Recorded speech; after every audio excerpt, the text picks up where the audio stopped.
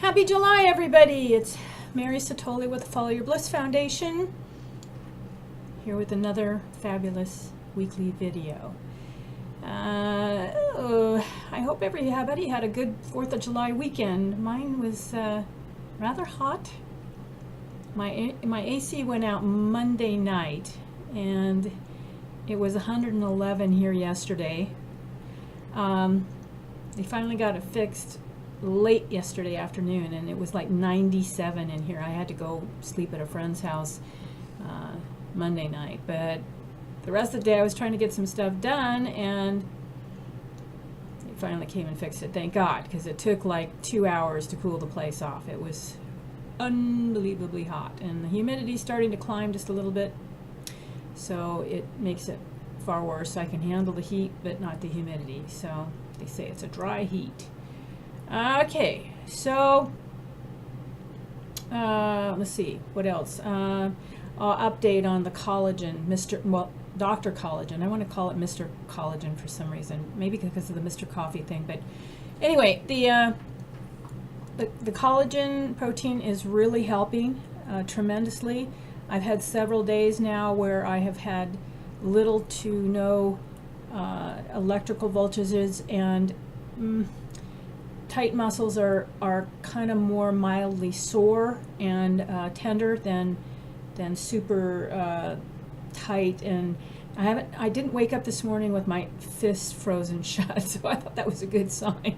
I have this little boxing thing I do in the morning where my fists are so tight that I can't open them up, and I gotta kind of pry them open. And anyway, for those of you who have that problem, you know what I'm talking about, and it's pretty uncomfortable and it's really painful. So I would recommend this collagen if you can afford to get it. It's good stuff.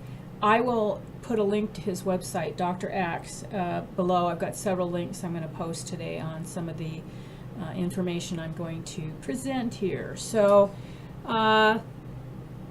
first thing, I'm going to talk a little bit about something I spoke about in one of my previous videos earlier on. That is about the highly sensitive person and how it relates to these benzodiazepines. And you guys know me, I'm going to take a little bit of a roundabout way of getting there, because I got to do my little sidebar, tell my stories, and then come back to the point. So bear with me here. I kind of know where I'm going with this, I think, today. So the highly sensitive person. For those of you who are not familiar with Elaine Aron's work, again, I'll have the link for this below. Her website is really informative. It's one of the things I discovered about myself when I came off the benzos. I did a lot of reading and watched her movie, and saw an interview with Alanis Morissette, who is an HSP, they call it for short, highly sensitive person. And it was pretty interesting, because as a musician, that opened my eyes to what I've gone through, absorbing other people's energy, and feeling like sometimes I just can't handle the intensity of something, because I would get overwhelmed because I'm so sensitive. And you're even more so coming off the benzos. I mean, when I first came off, I was like, holy cow, what's wrong? I couldn't stand noise before. So this is something you need to go back and look at all these symptoms and say, how many of them were present before I took a benzo, if you can remember that far back. But I can, because I know the patterns in my life. So there's a link to there's like 50 different symptoms, and I had like close to all 50 of them. Like, oh my God, no wonder I can't survive in this world. And my theory, well, it's actually her theory, but it's my interjection and thoughts about her theory, if that makes sense at all. But I think many of us are HSPs that get thrown on these benzos, because I think what happens is you hit a certain max out point in this world with noise and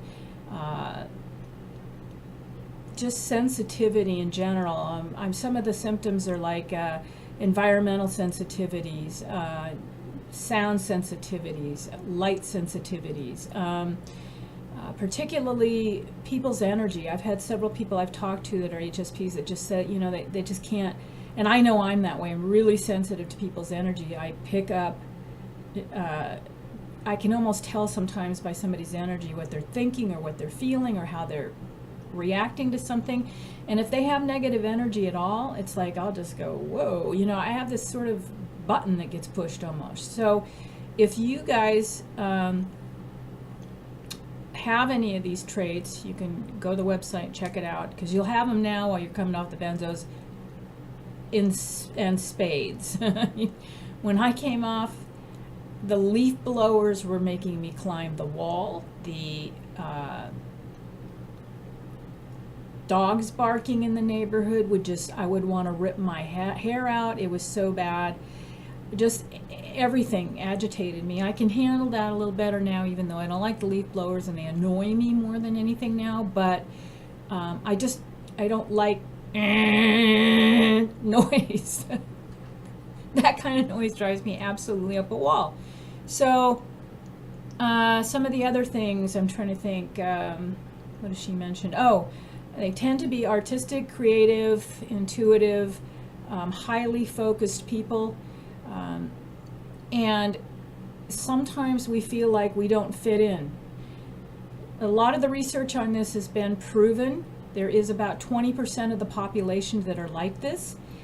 And her theory is even it carries over into the animal population, because she feels it's nature's way of keeping balance. If we had too many artistic, sensitive people in the world, it would be like scary. Too many people like me would be too scary. So my theory is that we've been wandering around with our anxieties and all this stuff as kids, or whenever you flip out. At some point, the switch gets flipped with this HSP stuff, and you hit this. I know for me, I hit this wall where I couldn't handle any more noise. I couldn't handle any more intensity, and I know when I was out on the road in my 20s and 30s, at certain points, the bar noise, I would come out of the bars at night when I was playing, and I would just feel like I couldn't wait to get home and get the cigarette film off me, because I couldn't sleep. I was so sensitive to the cigarette smoke, I couldn't sleep because it would all be the smell would be in my hair. And even as far back as when my dad, he owned an IHOP, and so we grew up working in those IHOPs, and I'd come home and my hair would smell like pancakes, and I couldn't stand the smell. I would have to go hose my hair out before I could do anything else, because I just felt like I had a cover of grease all over my body. And so it's a lot of those kinds of things that start to add up as we get older, some of us older than others, and we start to have to deal with things that our system can't cope with any longer on certain levels. So you have to kind of put things into a box and figure out how to manage each of those boxes and handle all those sensitivities that you have. It's hard to communicate to other people. I didn't understand. My siblings would always say, God, you're so emotional, you're so sensitive. I say anything and you just cry at the drop of a hat. I'm not that bad anymore. Maybe. Maybe I am. I don't think I am. I don't think I cry that much anymore. Probably don't cry enough now. Anyway, so these sensitivities, if we don't learn how to manage them, and she has a lot of really good suggestions on how to manage the sensitivities and how to, like wearing earbuds, putting music in, so that if you're going someplace where there's going to be a lot of outside, and this is even good suggestions for when you're tapering off the benzos, or you're going through certain things to kind of calm that nervous system, because you're going to be way more sensitive. And I didn't understand. I think the people that have trouble with these benzos coming off of them are HSPs. I think that is why we have so much more trouble than that other, they say 70% or 75% that do not have problems with these drugs. We are wired differently. Our brain chemistry is wired differently. We have different gifts than most people in the world do. And I didn't appreciate any of that because I didn't understand it, and I didn't know that I was like this. And once it was put in my face and I had this aha moment, it was kind of more like, okay, I can figure out a way that I can be in the world, hopefully, and not be overwhelmed by it, because I was just plain overwhelmed when I went on the Benzos. I think I had been working as a live DJ. I was running a pet sitting business that I had on the side, and recording my CD, which I had just released, and I was going in circles, and I just hit a wall. I couldn't cope anymore because I was trying to juggle too many things in the air. And I mean, a lot of us do that in the society anyway, but I think that particularly for us highly sensitives, it's more important to learn skills, management skills, to handle that. So the earbuds and music are one thing. What I like to do for myself when I can't sleep is I have some kind of white noise all the time, either my fan, and in the summer it's not so bad because the air conditioning is kind of white noise. But one thing I noticed, like last fall when it cooled off and I shut the air off, there was like no noise. I couldn't sleep. I was like, so I have an air filter, and it's just white noise. I don't even really need it for the air filtering, it's just a bonus, but I plug it in just for the white noise, something that's consistent, that's sort of, it's almost hypnotic for me. And I don't know if that might drive too many of you nuts to have too much noise. Everybody's different, but these are just ideas that I've found help me with my own personal stuff. And there is let me think. I'm trying to think the other things that I added to. You have to really learn how to set your boundaries with people really well with this too. And it's hard because we have a hard time communicating our feelings when you're in acute withdrawal, what you need from other people, because you don't even really know what you need for yourself, because you're so sensitive and so whacked out and so uncomfortable in so many ways. And it is very difficult for other people around us, benzo people, to understand when they haven't gone through it. Most things, it's like, I haven't had a baby, so it's like I can't relate to what childbirth feels like, which many women can. And for me, it's just kind of like, okay, I don't understand it. But if you have that experience, and it's the same way for benzo people, they're not going to understand the intensity. And I've had to accept the fact that when I want to share these kinds of feelings with my friends, that they're not always going to feel, they're not going to always be really receptive or like give me feedback. If I want feedback now, I go to another benzo person. I would really highly recommend that you get a buddy on a support group, or through the legal action group that's been through it, or just wherever, because I have a few people that I can talk to now, that I can call when I know that I'm in this meltdown phase of it, where I still get, even though my symptoms are mostly gone and I have a few things still that I'm trying to kind of reset, like the muscle stuff that I'm dealing with, the collagen, and I still have days where the intensity is so bad that I just can't. It's like, turn it off. Is it going to ever stop? And I know all of you that I've spoken with know this feeling.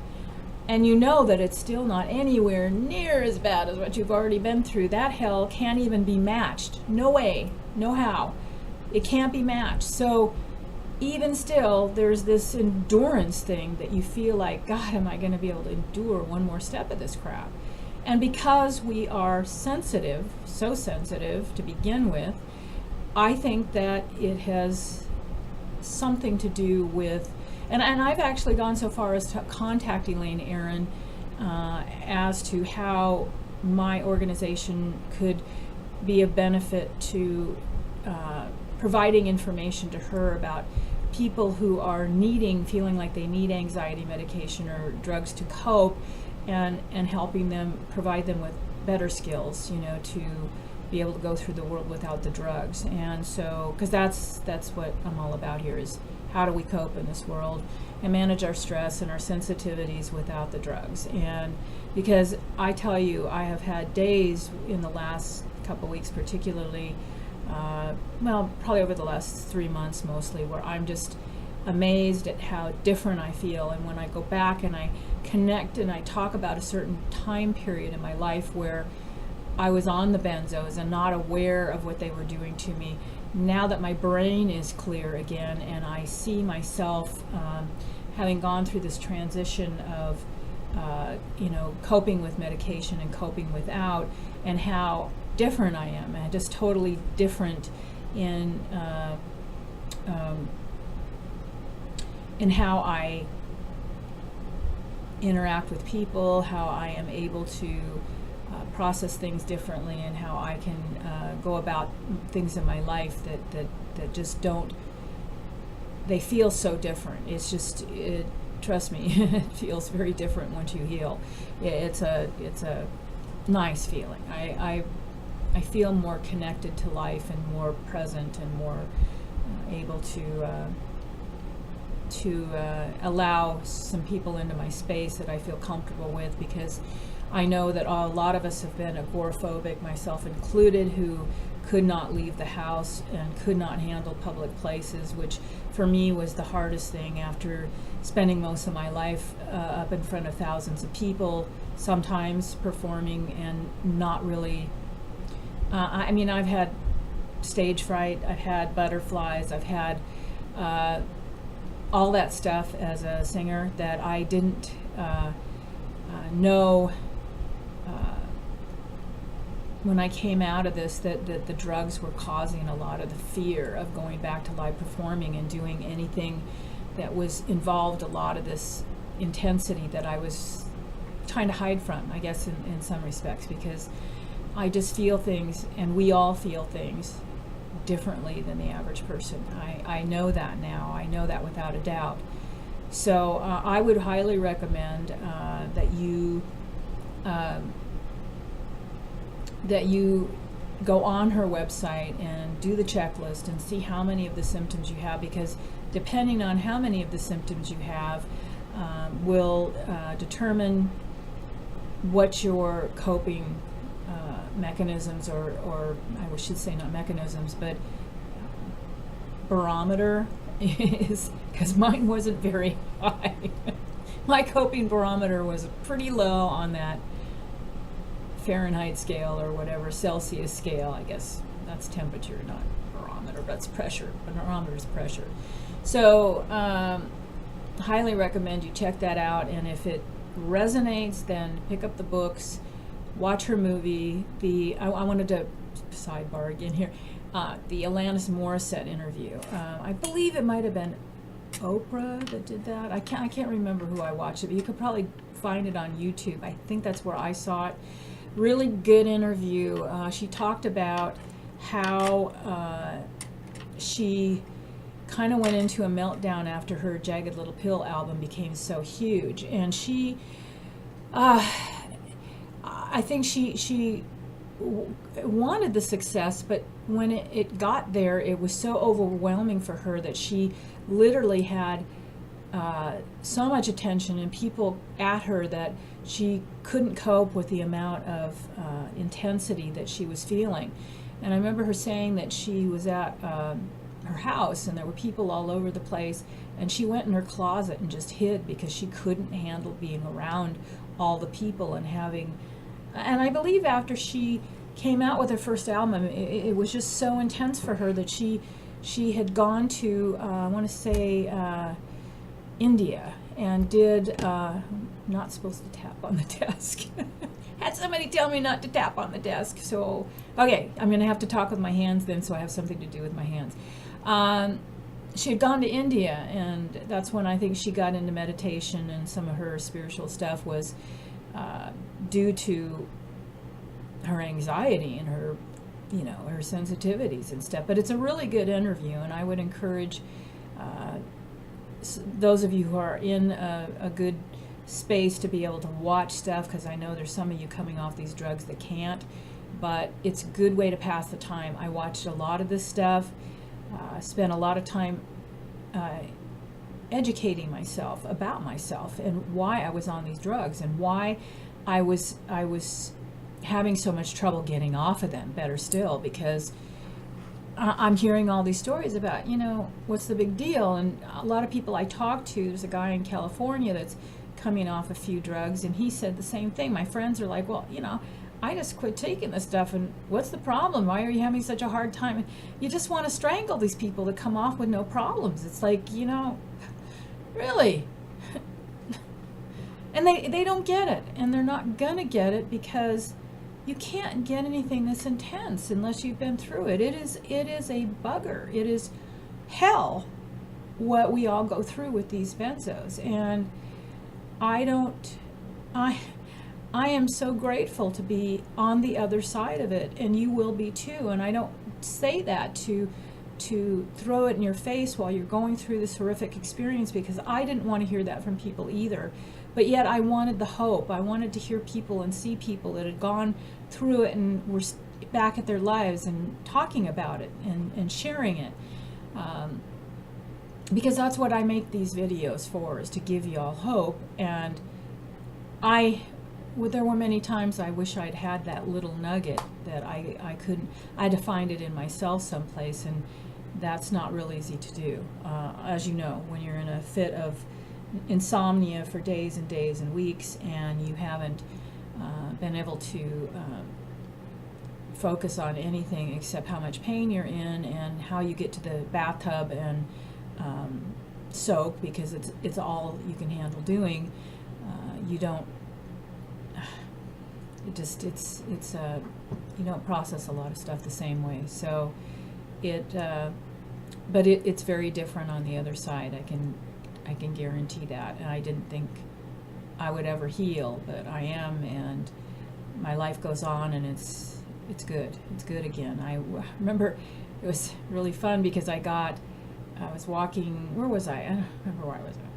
I remember I was coming back from my friend's house the other night with the air conditioning blowout, and I love these two people. They're in their 20s, and he's kind of like my long lost son, and they're just really intuitive for that generation. And if you're in that age group, no offense, but there's a little bit of a disconnect as far as communication with that age group, and some of the technology, and just in general, it's different. What you guys were raised with was really different than our generation. So it's not a judgment, it's just saying that it's an appreciation of those who have those skills, because they weren't really encouraged to acquire them, I think, in some families, and really in our society in general. We're just not encouraged to, I think, have to go beyond something that's not right in front of our face,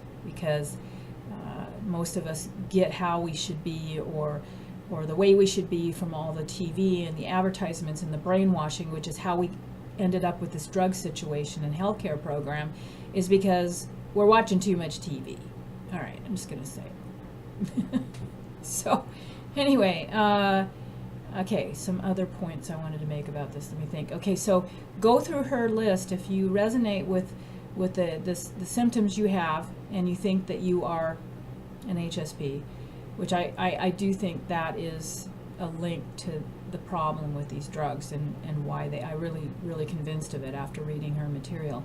But you can check out the other stuff and see the other coping things that she recommends. And I did a lot of them. I think, and I still do. I employ many of them.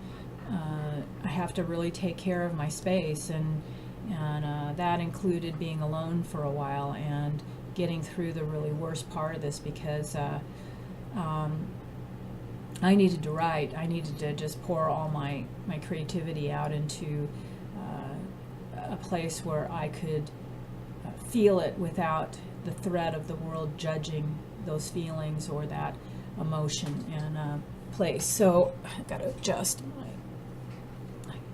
so let me think. Okay, other thing that I wanted to suggest with this is and I'm going to put the link up to this one too, is a technology treatment that helped me during and I did this a couple times during my taper, several times actually during my taper, and then again think I want to say after, yeah, I did it last fall. I think I did some sessions last fall, and it's technology called Brain State Technologies. And again, I'll have the website there. This is an interesting deal. The guy that created this was actually an engineer. His name was Lee. I'm trying to think of the last name, but he was attacked in San Francisco by a bunch of gangs, beat him up with clubs and all kinds of stuff, and he had severe PTSD from the attack. And he was trying to find a way to heal himself with this technology. And so he kind of put together, well, didn't kind of, he really put together a program that has, they're like, you do an EEG of the brain, and it's interesting because there are new two brains that are the same. It's like fingerprints. None of us have the same. So we're all unique in our own way with this stuff. And it shows different rhythms of the brain in both the delta, theta, and gamma states, I think they are. And they measure all that. And there is like kind of a range he's put together that has this, trying to think how to describe it, grid of what's within where the brain should be, the frequency should be to be balanced. So I had my first EEG, my brain waves were like all over the place from these benzos. They were just crazy, crazy, crazy. And I was so desperate the first time I went in. This is one of my suicidal moments that I was just scared to death. I didn't know what I was going to do. I was living with some woman that I'd been really, really sick with a couple back-to-back salmonella infections. I was really weak. I couldn't get out of bed, and I literally don't even know how I drove to the appointments because I was in downtown Scottsdale, which I know my way around really well, and I kept driving down the wrong streets. I didn't know where I was, and I was panicking. It was pretty bad, but I was pretty desperate to get there because I didn't have anybody to drive me. So, and I probably shouldn't have been driving, but it's pretty cool stuff. They hook you up to the EEG, they do this reading, and then the technicians know, they're mostly engineers too, interesting, where, what areas of the brain need to be adjusted to get the frequencies back into a normal range. So, and they do it with music, which is interesting because I think that's why I responded really well to the treatments, because I was a musician. And I don't know, some of the things that happened to me were pretty out there, interesting, and I'm going to share some of it, but bear with me here. So the first session, I remember going in, I was so weak and so exhausted, I just poured myself into the chair, and I was like, okay, what do we, and so all you have to do is lay there. They put the leads on in different parts of your head. And the worst part about it is the paste. They put it on with this pasty stuff, and your hair is all like crusted to your head. But it was worth it. It's like it works well. So the leads are placed in the different areas that they want to adjust, and the system is based on the feedback your own brain sends to the computer. So your brain is like whacked out from benzos or whatever. And by the way, it's best to do this technology after you're off the drugs, but I don't think I would have survived without this technology if I hadn't done it while I was still tapering, because the withdrawal was so bad for me, and my brain was so messed up from all the stuff that I can't even, I when I sit here and I talk about it even, I'm like in disbelief how bad these drugs are and how much damage they can do and how poorly I was functioning compared to now, and it's just like it blows me away. So anyway, the brain sends the frequencies to the computer, and the software reads those brain waves, and sends back music patterns to the brain to tell it how to calm down or be picked up, depending on which direction, and most of us need calming down with this. So I had a lot of really high peaks and frequencies, and I did the initial, I think it's initial, I'm going to say 7 sessions, and I did those. Honestly, they wanted me to do 2 a day and sit there, but I was so sick, I could only do, by the second day, I had to cancel because I couldn't get there. I was just so sick. And it's taxing, so I would highly recommend, if you do try this, that you have someone available to take you, because it's best if you could have some help, but I just didn't, and I had to do what I had to do. So the brain reads those frequencies, and somehow it responds. I really, as a musician, I understand it, because I do believe that music is really healing, and so how this guy figured this thing out, I'll never know, but he's genius. And I could not believe the things that happened to me. I mean, I was releasing trauma from just weird things that I had forgotten all about. And the weirdest one that happened, I'm going to share this one with you because it's pretty fun. The weirdest one that happened was the woman I was living with at the time knew that I had chemical sensitivities, but I somehow, well, I know how she found out. She sprayed, I don't know what it was, some carpet freshener. And I asked her, I said, do we have some alternate option? And so, yeah, she was really cool about it. Sometimes all you got to do is ask people. They're not offended, and we really, honestly, sometimes I think we're the canary in the cage for all this environmental stuff, is that if we don't say something and we don't bring it up, what is the long-term effect of all this stuff going to be? So maybe that we're the pulse for this strange environmental shift that needs to happen on a lot of levels for all of us. Because if we are sensitive, then think about the kids and the birds and the animals that are, not as capable of, they can't speak up, they can't say. And this was kind of a good example with what happened to me, of not having the know-how to speak up about something that happened to me. So she got some baking soda and patchouli, put it in the carpets, and I was like good with that. It actually smelled pretty good.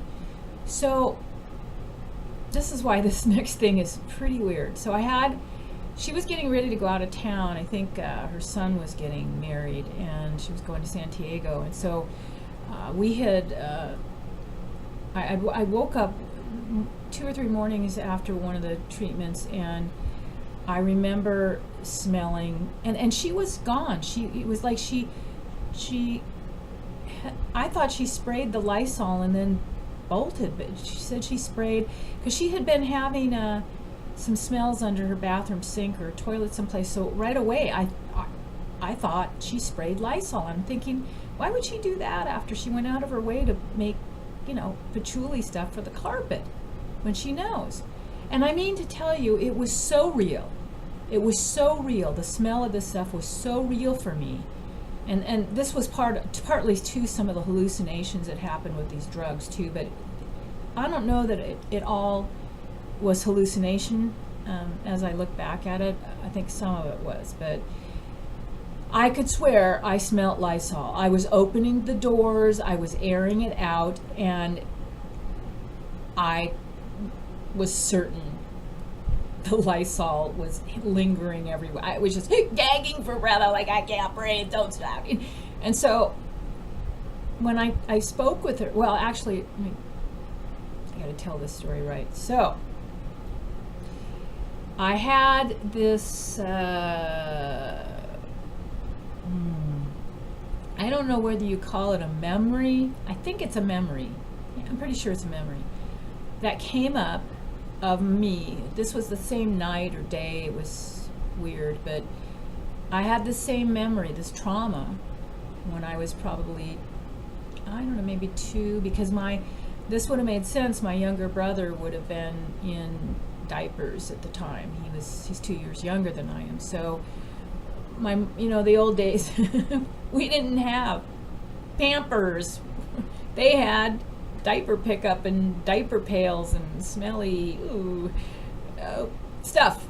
So we had the diaper pail, and I remembered my mother spraying Lysol. And I was really sensitive to the Lysol, and I couldn't communicate what was bothering me because I was only 2.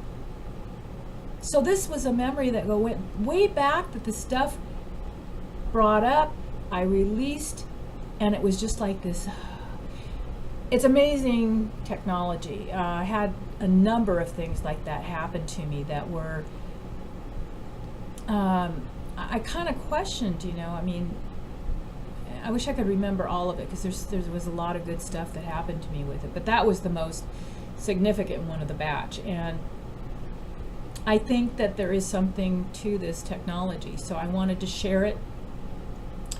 I think after I had the first round of treatments, I was able to tolerate my thyroid medication again, which I was not able to do during that whole thing. I got up out of bed, and I was not completely transformed, but I was a lot better after those sessions. And then I had a couple more by a different practitioner, and then, as I said, I had more over the last summer or last fall after I was done.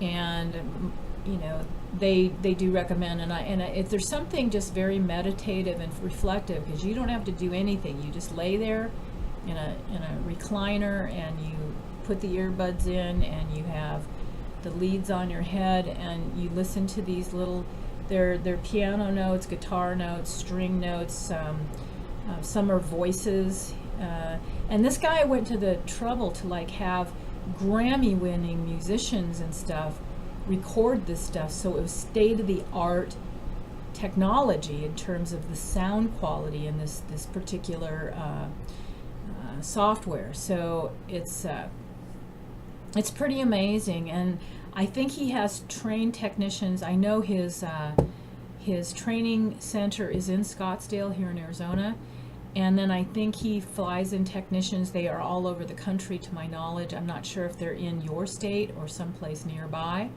but I would highly recommend, if you can afford to do it, to check it out. I was lucky I had some friends help me pay for it, because I was just in abysmal shape and I needed to do something.